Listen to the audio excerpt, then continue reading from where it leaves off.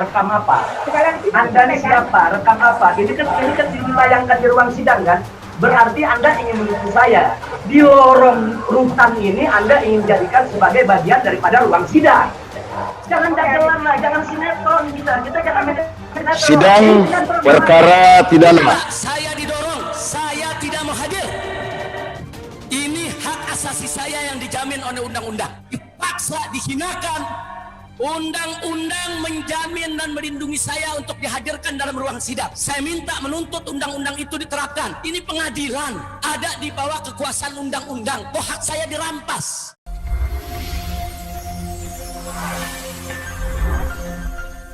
Setelah sidang yang digelar Selasa 16 Maret 2021 ditunda oleh Majelis Hakim, publik kembali dipertontonkan oleh ulah Habib Rizik Syihab pada sidang yang dilaksanakan Jumat 19 Maret 2021. Di hadapan Hakim Pengadilan Negeri Jakarta Timur, Rizik tampak mencak-mencak.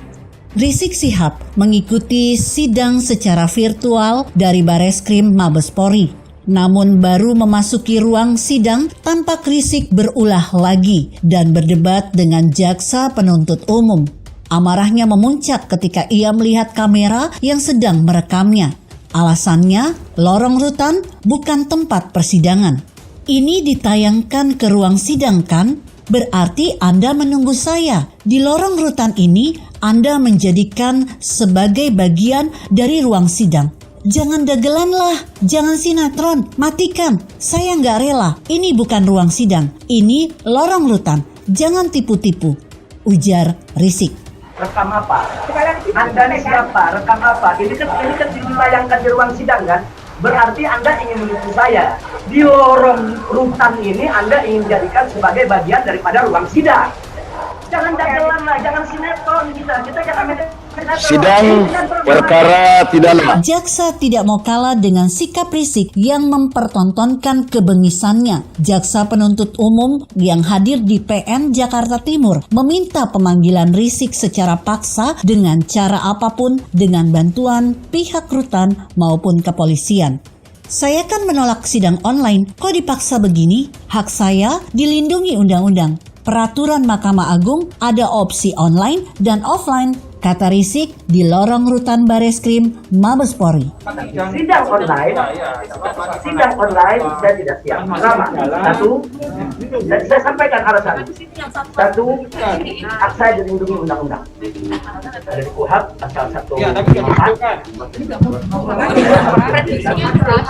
Oke. Kedua, lalu alasannya bicara tentang peraturan Mahkamah Agung. Peraturan Mahkamah Agung karena ada dua ada online. Alternatif pertama ada offline. Jaksa kemudian membawa paksa Habib Rizik. Saat dibawa ke ruangan untuk sidang virtual, tangan Rizik terlihat dipegangi oleh seseorang. Akhirnya Rizik hadir di ruang sidang di rutan Bareskrim Mabes Polri. Namun ia tetap menolak mengikuti sidang online. Maunya ia tetap mengikuti persidangan secara tatap muka. Undang-undang menjamin dan melindungi saya untuk dihadirkan dalam ruang sidang. Saya minta undang-undang itu diterapkan. Ini pengadilan, ada di bawah kekuasaan undang-undang. Kok hak saya dirampas? Katanya. Ini hak asasi saya yang dijamin oleh undang-undang. Dipaksa, dihinakan. Undang-undang menjamin dan melindungi saya untuk dihadirkan dalam ruang sidang. Saya minta menuntut undang-undang itu diterapkan. Ini pengadilan, ada di bawah kekuasaan undang-undang. Kok hak saya dirampas? Kemudian hakim menjelaskan bahwa persidangan ini adalah persidangan negara yang terhormat. Hal itu ditandai dengan tidak adanya foto pimpinan negara di belakang hakim. Hanya burung Garuda saja.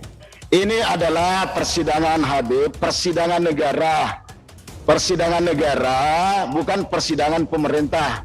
Coba lihat di belakang saya itu tidak ada foto presiden dan wakil presiden. Itu adalah gambar burung Garuda. Menandakan ini adalah sidang negara yang terhormat untuk Habib ini. Akhirnya, sidang dilanjutkan dengan agenda pembacaan dakwa dalam kasus kerumunan di Petamburan, Jakarta Pusat, kasus kerumunan di Mega Mendung Puncak, dan kasus tes swab di Rumah Sakit Umi Bogor. Sementara itu, seperti dilansir harian Flobamora.online, Koordinator Tim Pembela Demokrasi Indonesia, Petrus Salestinus, mengatakan terdakwa Rizik Syihab dinilai bisa terkena tindak pidana baru karena telah menghalang-halangi proses persidangan dan merendahkan martabat peradilan. Ketika hakim, jaksa, penasehat hukum dengan tonggak kebesarannya ada di ruang sidang, kemudian timbul kekacauan, itu sudah masuk dalam kategori tindakan yang merendahkan martabat keadilan dan merendahkan keadilan yang dia cari itu sendiri. Lanjutnya, bagi Petrus, pelecehan yang dilakukan Rizik Syihab dan penasehat hukumnya di persidangan tidak lebih hanya sekedar untuk menarik perhatian publik.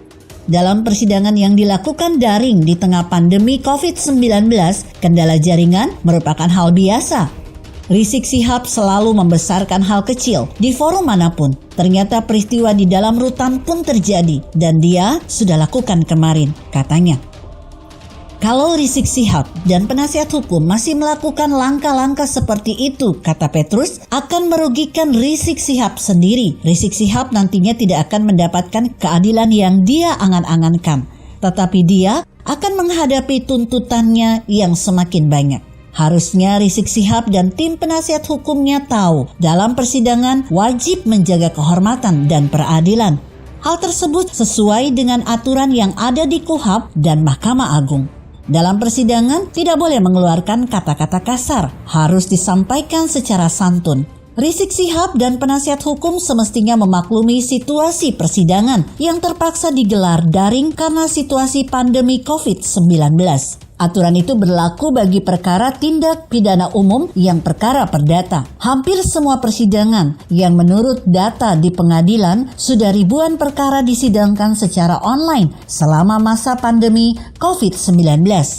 Jika membandingkan dengan sidang yang menimpa Basuki Cahayapurnama alias Ahok atas kasus dugaan penistaan agama, pasti sangat berbeda. Ia menjalani proses hukum dengan tenang dan sabar. Ahok rela menjadi tumbal meski harus dipenjara dengan dugaan penistaan agama oleh kelompok bersorban yang mengaku paling benar, termasuk Rizik Syihab. Agama dijadikan alat untuk menjerat Ahok yang sedang bertarung di Pilgub DKI Jakarta 2017.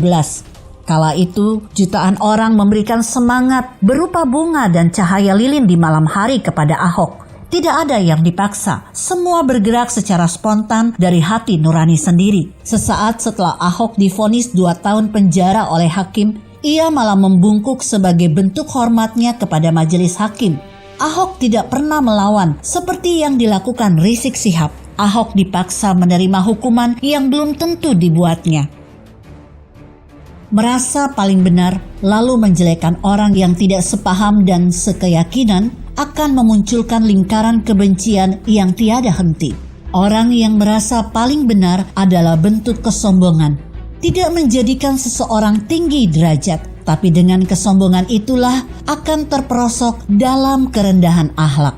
Jika Anda berpendapat lain, berikan komentar Anda di kolom komentar di bawah ini. Saya Emma, Karisma 90.